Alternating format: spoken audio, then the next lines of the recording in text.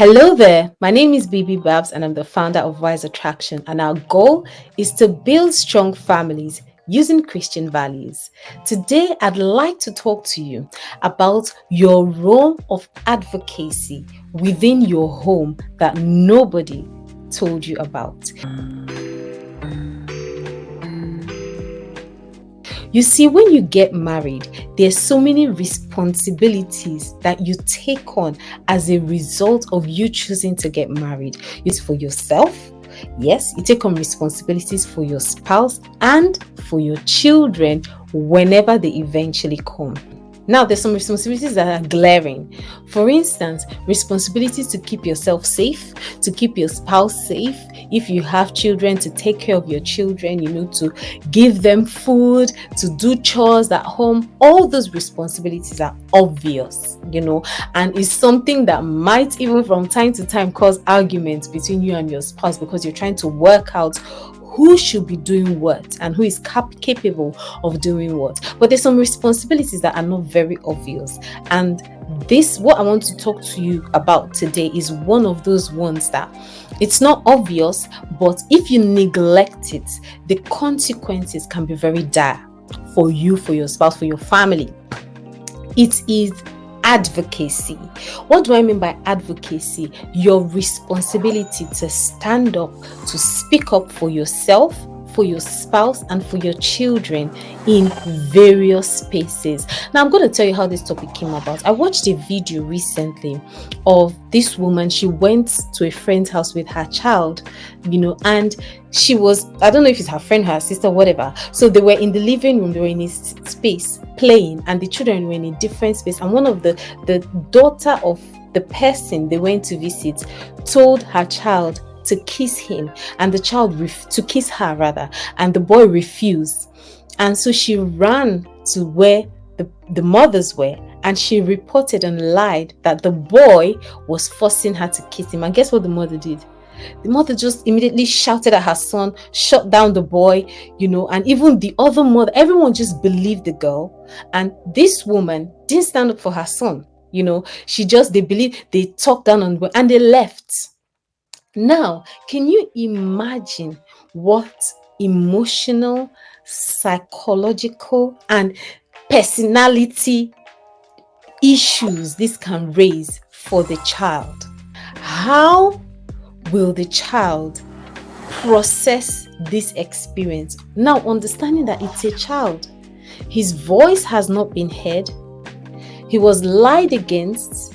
The person, one of the people, maybe the person that he trusted most in this world, the person that was meant to protect him, stand up for him, she wasn't there to speak for him. Instead of standing for him, she stood against him. I'm going to give you another example. This one is of a guy that he was sharing his story. I watched him recently as well. He was sharing his story and talked about how his father passed on when he was really young. And guess what his mother did? She cut off his finger. This is a true story. I know it's so traumatic. And these are extremes anyway, but it's what inspired this topic. She cut off his finger because his uncle, his father's brother, told her to do it because they said there was something wrong with the boy. Now, even when this man, he was now a man when he was talking about it, when he was talking, like you could see that the impact of that experience, because he said he was shocked. He never expected his mother to treat him that way. Now, this is why, as a mother, as a wife, as a father, as a husband, it's very important that you understand that one of your roles is to speak up. I don't know your personality. Some people, like if you're like me, maybe sometimes you struggle to speak up. I know I'm doing videos, but sometimes I actually struggle to speak up, and it's a thing where I've realized that sometimes I need to practice various situations that have not happened so that when I find myself in those situations, I can speak up for myself, I can speak up for my husband, I can speak up for my children. Now, the reason why you need to speak up for yourself is that you need to be able to, one of your responsibilities is to be able to explain to your spouse how they can love you. Because you see, loving is a very interesting and tricky thing. There's a way to love different people. You can't apply, that's why you cannot do copy and paste. You can't apply the way you love one person to the way you love another. Now, there's some generic things that are nice and kind and acceptable, but for you to properly love someone, you have to have a depth of knowledge about them and what works for them. What works for A might not work for B. Mr. A's love language might not be Mr. B's love language. So it's very important that you help your spouse, you advocate for yourself by helping your spouse to understand how to love you. And you don't do this by being antagonistic or quarreling or being whatever when they don't do those things. You do it by teaching them, by explaining to them through your actions and through your words in a nice way, in a calm way, that this is me, this is who I am, and it's very important that we get acceptance in the spaces that we find ourselves. But beyond that, so this is you advocating yourself. Now, the second level of advocacy I'm going to talk about is advocating for your husband or your wife. Now, there will be spaces where you find yourself in that your husband or your wife cannot speak for them in those spaces. An example is relating with the in-laws. This one is a very, very simple, basic example. When you get married, you marry one person, but they come with their family.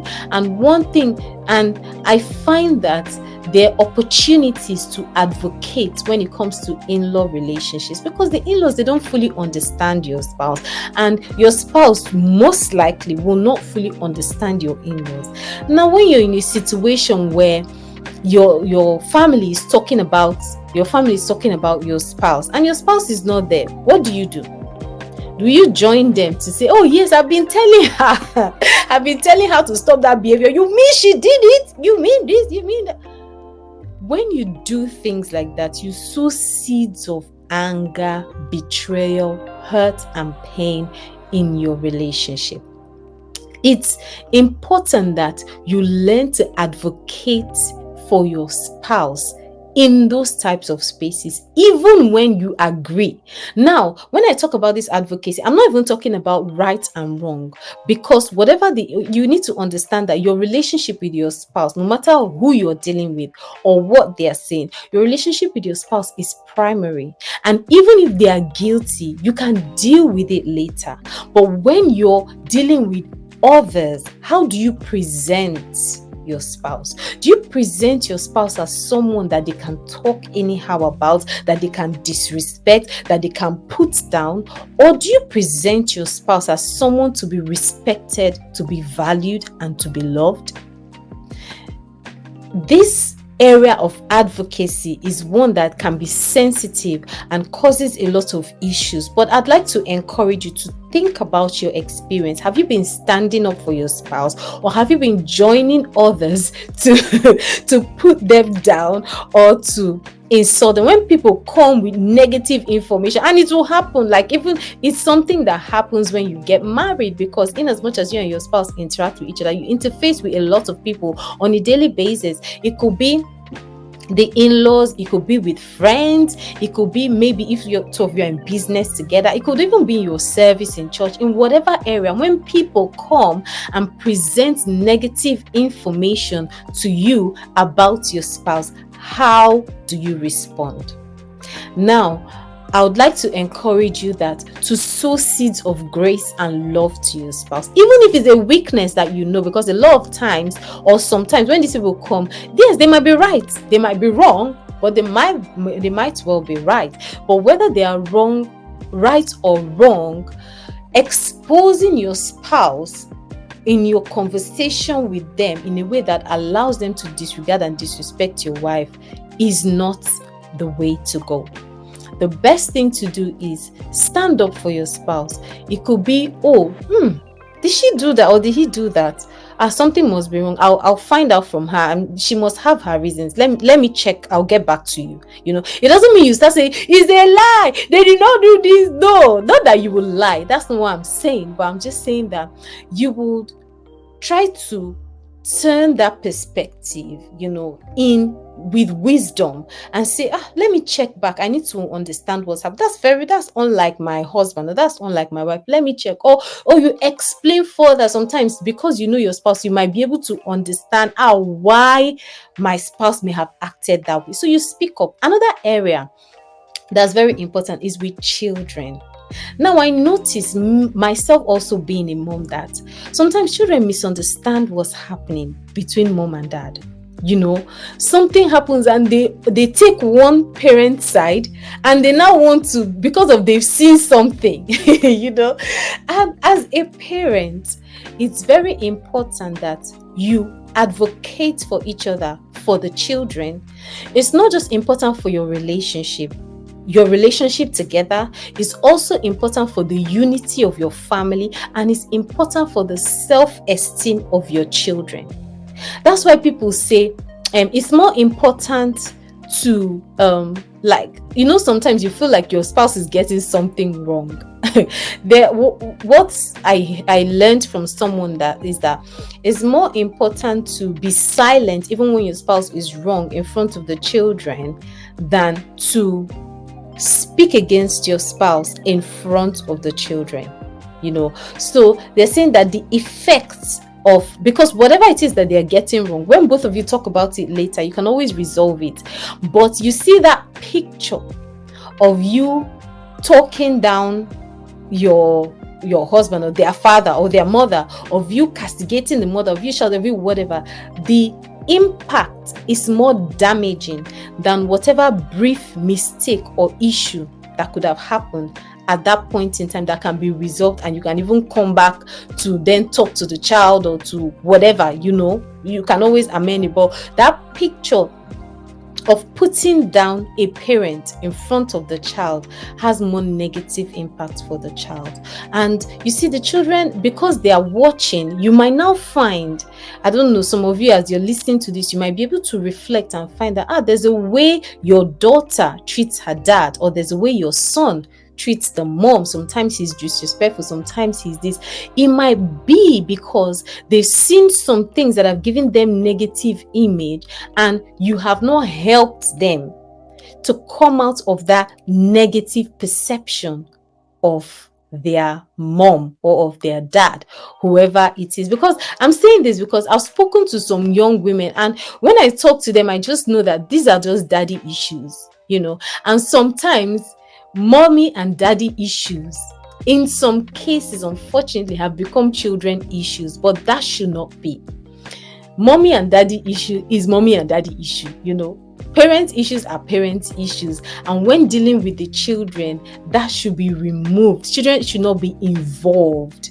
So when I say advocating for your spouse in front of the children is when you observe, if your child sees anything negative about any parent, if your child does or behaves in a certain way that this is rude to my husband or to my wife, or this is not right, addressing it immediately and getting them to a place where they have a right mindset and right behavior towards your spouse. It's important for their self-esteem. It's important for their future marriage. It's important for their future relationships. A lot of people that are out there saying, men has come, women are evil, this, that. If you trace it back down, you see that it started from the relations that they experienced within their home.